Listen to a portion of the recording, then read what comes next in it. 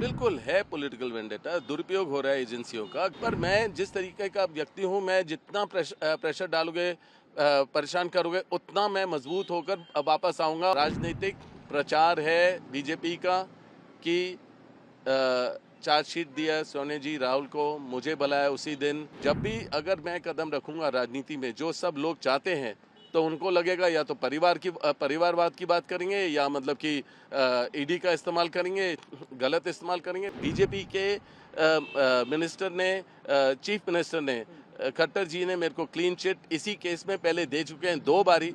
तो किस लिए बुलाया ये? बिल्कुल है पॉलिटिकल वेंडेटा, दुरुपयोग हो रहा है एजेंसियों का, गलत है। क्या भरोसा रखेंगे एजेंसियों का? अगर मतलब कि जब भी अगर कोई उम्मीदवार होता है पूरे देश में सीएम बनने का, या मतलब कि कोई पार्टी अच्छी कर रही है, तो उनके पीछे पड़ जाते हैं। कौन से बीजेपी मिनिस्टर को या कौन से बीजेपी के लोगों को ईडी ने बुलाया? क्यों नहीं बुलाया उन्हें? सवाल तो पूछो ना कि ईडी, बीजेपी वाले क्या बिल्कुल सब ठीक है, या उनके ऊपर कोई आरोप नहीं है? आरोप 10 हैं, पर मतलब गलत है कि ऐसे लोगों को परेशान करना, प्रेशर करना। पर मैं जिस तरीके का व्यक्ति हूं, मैं जितना प्रेशर डालोगे, परेशान करोगे, उतना मैं मजबूत होकर वापस आऊंगा और उभर के आऊंगा। और क्योंकि मेरे पास लोगों की शक्ति है, लोग मेरे साथ हैं, जुड़े हुए, एकजुट हैं। मैं लोगों की बात रखता हूं। जो भी अन्याय लोगों के साथ होता है इस पार्टी के द्वारा, मैं उनकी बात बुलंद करता हूं, और अन्याय के खिलाफ हूं मैं, और मैं ज़रूर लड़ता रहूंगा। मेरे को कोई रोक नहीं पाएगा।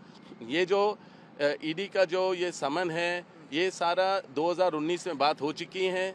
जो भी सवाल थे पहले दे चुका हूँ। कोई बड़ी बात नहीं है, कोई नई बात नहीं है, और मैं किसी चीज़ से अवॉइड नहीं कर रहा हूँ, सारे सवाल के जवाब दे रहा हूँ। तो मैं तो बिल्कुल हर चीज़ स्पष्ट हो गया है। राजनीतिक प्रचार है बीजेपी का कि चार्जशीट दिया सोने जी राहुल को, मुझे बुलाया उसी दिन।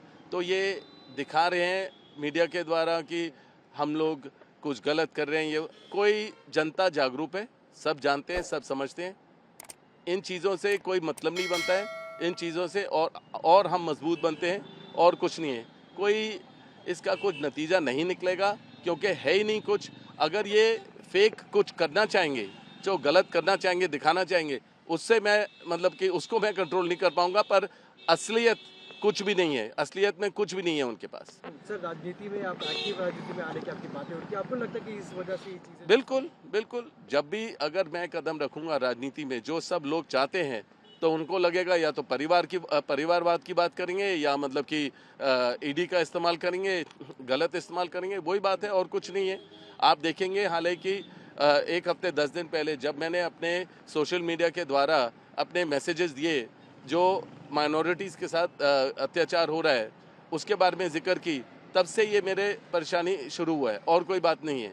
जब से मैंने बोला है लोग चाहते हैं मैं आऊँ राजनीति में, तब से ये परेशानी शुरू हुई है। पर इसमें कोई बेसिस नहीं है, कोई मतलब नहीं है। ये ईडी और जो समन दिया है, ये सारी बातें पहले हो चुकी हैं। सर, रॉबर्ट वाड्रा जी क्या राजनीति में, एक्टिव राजनीति में आएंगे तो? ज़रूर आऊँगा, लोगों की इच्छा से आऊँगा। अगर लोग चाहेंगे तो आऊँगा, और अपने परिवार के आशीर्वाद के साथ आऊँगा। कांग्रेस के लिए और उभर के आऊँगा, और कांग्रेस के लिए मेहनत करूँगा। ऐसे चैलेंजेस फिर आगे सामने दिखाई दे? अरे हर रोज़ ये तो चलता रहेगा, क्योंकि हम आंदोलन करते हैं, हम लोगों के लिए लड़ते हैं।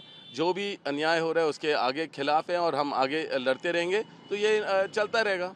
सर, आखिरी सवाल, केस को लेके क्या कहना चाहेंगे? तीसरे दिन भी आपको बुला रहे, तो केस ये देखो, ये अंदरूनी बातें हैं, ये मैं कोई विशेष टिप्पणी नहीं दे पाऊंगा, क्योंकि मतलब कि अभी केस चल रहा है, जो भी इंटरोगेशन चल रहा है। बस यही है कि वही पुराने सवाल हैं। ये 2019 में दे चुका हूँ, कोई बेसिस नहीं है, कोई चीज़ गलत नहीं हुई है। मेरे को क्लीन चिट बीजेपी के मिनिस्टर ने, चीफ मिनिस्टर ने, खट्टर जी ने मेरे को क्लीन चिट इसी केस में पहले दे चुके हैं 2 बारी। तो किस लिए बुलाया ये, और उसी दिन चार्जशीट करना? तो ये बिल्कुल एक राजनीतिक प्रचार है बीजेपी का, और दुरुपयोग है ईडी का।